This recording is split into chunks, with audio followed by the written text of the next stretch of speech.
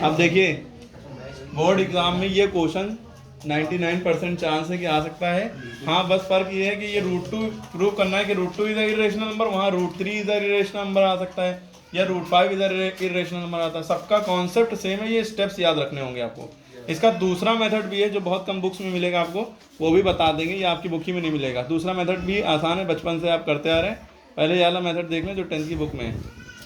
देखिए जब भी ये सवाल है कि कोई नंबर रूट में है, वैसे तो रूट वाले जो ज़्यादातर नंबर होते हैं इरेशनल नंबर होते हैं, जैसे रूट 4 है ये हमारा रेशनल नंबर है। क्यों? क्योंकि रूट 4 की वैल्यू क्या होती है 2 टू द 4, ये परफेक्ट स्क्वायर है ना, इसका स्क्वायर रूट होता है 2 है ना।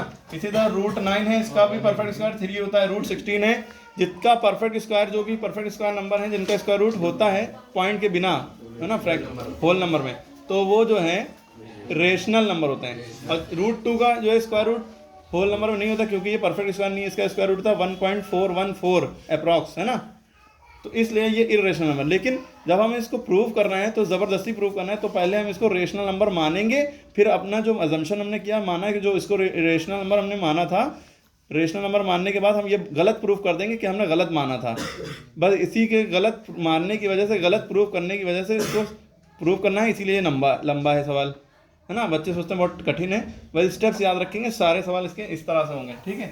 तो ये रूट 2 है, रूट 2 की वैल्यू आपको रटी होगी 1.414, रूट 3 की भी रटी होगी 1.732 है ना। रूट 4 की वैल्यू 2 होती है, रूट 5 की वैल्यू कुछ और होती है ना, रूट 10 की 3.6116 इस तरह से होती है, वो छोड़िए। हम यहाँ पे अभी root 2 is a irrational number. Irrational number क्या होते हैं? नॉन टर्मिनेटिंग, नॉन रिकरिंग, ये भी याद रखिएगा, नॉन टर्मिनेटिंग, नॉन रिपीटिंग, ये अलग बात है, ऑब्जेक्टिव में आ सकता है। तो रेशनल नंबर क्या होते हैं? टर्मिनेटिंग या non terminating but recurring. Recurring मतलब रिपीट होते रहना। अब देखो कह रहे हैं कि प्रूव करना है रूट 2 इज इरेशनल, तो सबसे पहला काम हम इसको गलत मानेंगे। हमें पता है कि ये रेशनल नंबर है और यही प्रूव भी करना है, लेकिन हम मानेंगे क्या कि रूट 2 एक रेशनल नंबर है। रेशनल नंबर का मतलब जो नंबर पी अपॉन क्यू की फॉर्म में हो, पी अपॉन क्यू की, तो हमने रूट 2 बराबर पी अपॉन क्यू। पी मतलब कोई नंबर ऊपर है और क्यू मतलब कोई नंबर नीचे है, बस ये शर्त है कि क्यू जो नीचे वाला नंबर है वो 0 नहीं होना चाहिए, तभी ये रेशनल। तो हमने माना, तो हमने यहाँ पे ये बात भी लिख दी, पी और Q have no common factor, ये दोनों के कोई कॉमन फैक्टर नहीं है सिवाय 1 के, यानी कि इनका एचसीएफ 1 है। ठीक, अब हमने ये माना, बस अगला पहला स्टेप हमने ये माना। दूसरे स्टेप में क्या करना है? इन्हीं को ऑन स्क्वायरिंग बोथ साइड करना है। क्या करना है? On squaring both side. जब हम इधर स्क्वायर करेंगे तो इधर होल स्क्वायर लगा दिया, इधर स्क्वायर करेंगे तो इधर होल स्क्वायर लगाने के बाद एक दूसरे पे स्क्वायर कर देंगे, है ना। रूट 2 का स्क्वायर कितना होता है? 2। भाई रूट 2 है ना, रूट से स्क्वायर कट जाता है ना। किसी नंबर पे होल पे रूट लगाओ, रूट पे होल स्क्वायर लगाओ तो रूट से स्क्वायर कट जाएगा। तो रूट 2 का स्क्वायर 2 हो गया, स्क्वायर से स्क्वायर रूट कट गया। यहाँ मतलब P square upon Q square. अब देखिए इसके बाद ये जो क्यू स्क्वायर है इसको इधर हम क्रॉस मल्टीप्लाई कर देंगे। जब हम क्रॉस मल्टीप्लाई करेंगे तो क्यू स्क्वायर इसके साथ आ जाएगा, 2q स्क्वायर बराबर पी स्क्वायर। ठीक, अब यहाँ पे हमें एक बात समझ में आ रही है, 2q स्क्वायर बराबर पी स्क्वायर। अगर हम 2 को नीचे भेजेंगे तो ये क्यू स्क्वायर बराबर पी स्क्वायर अपॉन 2 हो जाएगा, यानी कि ये 2 जो है पी स्क्वायर को डिवाइड कर रहा है। तो हमने यहाँ लिखा है 2 डिवाइड पी स्क्वायर। तो जब पी स्क्वायर को 2 डिवाइड करेगा, पी स्क्वायर मतलब मान लो ये लिखा है 4, क्या लिखा है 4, तो 4 को 2 डिवाइड करेगा 2 टू द 4, तो ये 4 किसका स्क्वायर था? 2 का स्क्वायर था। या तुम इसको मान लो ये लिखा है 4 का स्क्वायर, पी का वैल्यू मान लो 4 का स्क्वायर यानी कि 16।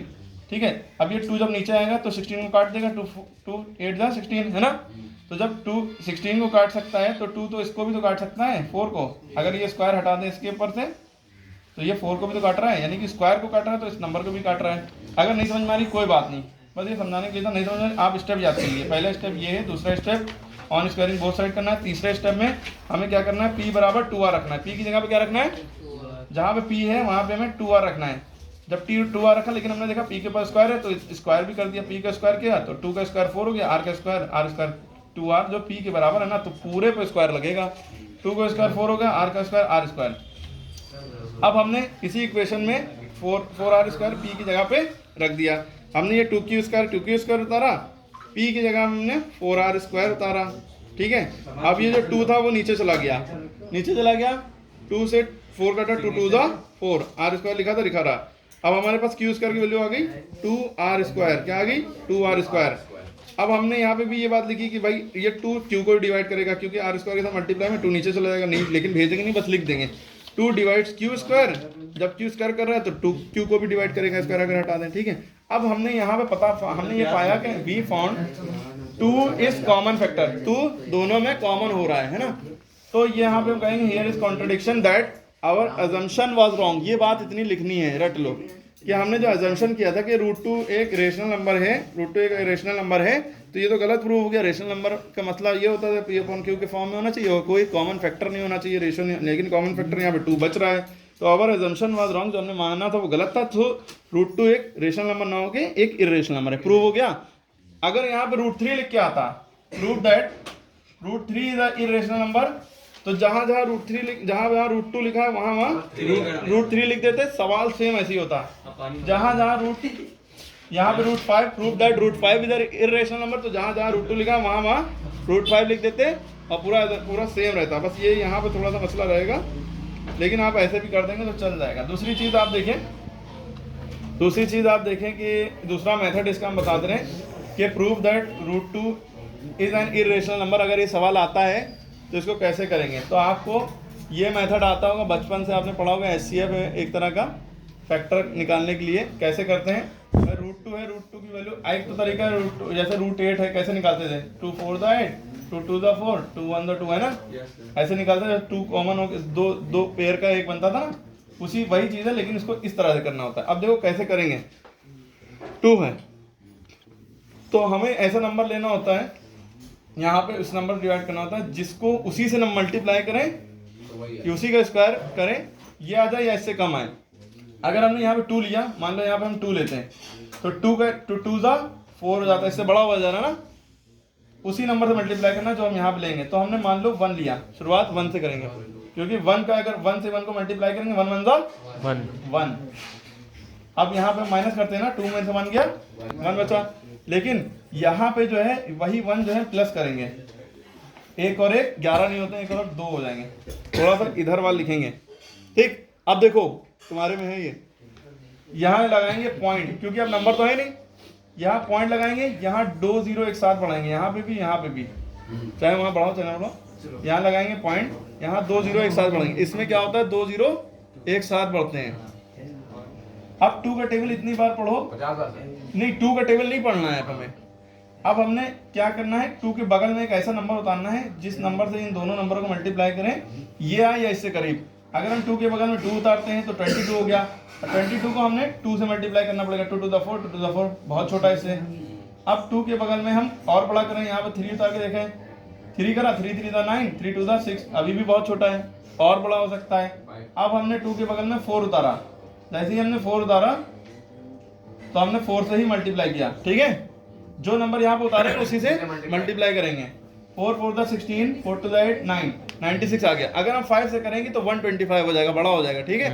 तो हमने 4 बार में किया है, तो 4 बार में 96 आया। 96 2 डिजिट का नंबर है, तो आखिरी के 2 डिजिट के नीचे उतारेंगे, 1 के नीचे 96 नहीं उतारेंगे, ठीक है। समझ में आई बात, यहीं पे गलती करते हैं बच्चे। अब हमने जब मल्टीप्लाई किया 4 बार में ले गए ना, तो 4 यहाँ पे भी लिखेंगे ना, और 24 को 4 से मल्टीप्लाई किया, 96 आया, माइनस करेंगे तो ये बचेगा 4 0 0 4, 10 में 6 गया 4, 9 में से 9 गया 0, 1 से कैरी तो ले ही लिया था, 0 बचा, ठीक है। अब जो हमने नंबर लिखा है 4 लिखा था ना, 4 लिखा था तो 4 यहाँ पे लिखा, अब 4 यहाँ पे प्लस करेंगे, 4 4 8 2, अब ये 28 हो गया। हमारे पास पॉइंट लगा हुआ है, पॉइंट लगा होता है डिवाइड के सवाल में 1 0 बढ़ता है एक पॉइंट से, लेकिन यहाँ पॉइंट लगा हुआ है 2 0 एक साथ पढ़ेंगे, पहले के पॉइंट ये हटा दो चाहे, ठीक है, अगर कंफ्यूजन हो रही। अब हम 28 के बगल में क्या नंबर लिखें कि उसी नंबर से इस पूरे नंबर में मल्टीप्लाई करें, 400 आए या 400 से 400 आए या 400 से छोटा है, बड़ा ना होना चाहिए। अगर हम 2 लिखेंगे 282, तो 282 को हमें 2 ही से मल्टीप्लाई करना पड़ेगा, 2 2 द 4, 2 8 द 16, 2 2 द 4 5 64 हुआ जा रहा है, 400 से बड़ा हुआ जा रहा है ना, 400 से बड़ा हो जा रहा है। तो हम क्या करेंगे, 1 बार में ले जाएंगे, कितने बार में ले जाएंगे, तो 282 के बगल में 281 हो जाएगा ना। जब हम 1 लिखेंगे तो 1 ही से मल्टीप्लाई करेंगे, 1 1 द 1, 1 8 द 8, 1 2 द 2, वही आ जाएगा, 1 बार में वही आ गया। तो हमने यहाँ लिखा 1 बार में कितना आया, 281, ठीक है। अब माइनस करेंगे, 10 में से 1 गया, भाई 0 में से 1 जा नहीं सकता, इधर गए, ये भी भिखारी, इधर गए, यहाँ पे 4 रुपए थे, इन्होंने इसको दिया 10 रुपए हुए, इन्होंने इसको दिया 10 रुपए हुए, लेकिन यहाँ 9 बचे, 10 में से 1 गया, 9 बचा, 9 में से 8 गया, 1 बचा, यहाँ 3 बचा, 3 में से 2 गया, 1 बचा। तो कितनी बार में है, 1 बार में ना, 1 यहाँ लिख दिया। अब 1 यहाँ पे वही 1 ऐड करेंगे, यहाँ 2 हो गया, ये हो गया 282। अब यहाँ पॉइंट लगा हुआ है, फिर डबल 0 बढ़ जाएगा, है ना, समझ में आई बात। अब यहाँ पे कौन सा नंबर लिखें कि ये आ जाए, तो हम लेंगे यहाँ पे 4। जब हम 4 लेंगे तो इस पूरे को 4 से मल्टीप्लाई करना पड़ेगा, 2 8 2 4, 4 से मल्टीप्लाई करेंगे, 4 4 16, 4 2 8 9, 4 4 32, 4 1 4 2 8 3 11, 11,296, यहाँ 11,900 से छोटा है ना। अगर हम 5 लेते तो और बड़ा आता, ठीक है। आप 1 2 3 से लाइन से मल्टीप्लाई करिएगा, हमने तो हमें पता था तो हमने डायरेक्ट ले लिया ताकि बड़ा ना हो जाता मामला। तो 4 बार में कितना आया, 11,296। जब हमने माइनस के 10 में 6 किया, भाई इधर से कैरी लिया, भिखारी थे, इनके पास गए, इनके पास 9 रुपए थे, इन्होंने इसको दिया पहले बगल वाले को, इनके पास 10 हुए, इन्होंने 10 में से 1 इसको दिया, इनके पास 10 हो गए, लेकिन यहाँ 9 बचे, 10 में 6 गया, 4 बचा, 9 में से 9 गया 0, यहाँ कितने थे, 9 थे, यहाँ 8 बचे, 8 में से 2 गया 6, 1 में से 1 गया 0, 1 में से 1 गया 0, ठीक है। अब देखो पॉइंट लगा हुआ है, डबल 0 फिर बढ़ जाएगा, तो ये सवाल कयामत तक के चलता रहेगा। तो ये खत्म हो नहीं रहा है, और हम देख रहे हैं कि नंबर भी रिपीट नहीं हो रहे हैं, 1.4 1.4 आगे दूसरे नंबर आएंगे, ठीक है। तो ये क्या है, नॉन टर्मिनेटिंग है, एक तो टर्मिनेट नहीं हो रहा है, खत्म नहीं हो रहा है, और दूसरी चीज रिकर भी नहीं कर रहा, रिपीट भी नहीं कर रहा है। तो नॉन टर्मिनेटिंग नॉन रिकरिंग जब होता है, जब क्या होता है, नॉन टर्मिनेटिंग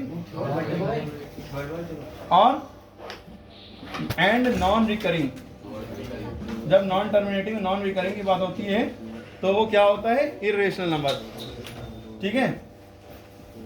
यहाँ पे लिखेंगे since non terminating non recurring so √2 is irrational number, ठीक है, इर्रेशनल नंबर। अब आपको जो मेथड समझ में आया हो वो आप उस मेथड से कर सकते हैं, दोनों मेथड है आपके सामने, ठीक है। लेकिन ये मेथड आपको सारे यूट्यूबर बताएंगे, ये कोई नहीं बताएगा, लेकिन वो भी सही मेथड है, ठीक है, ठीक है, क्या है।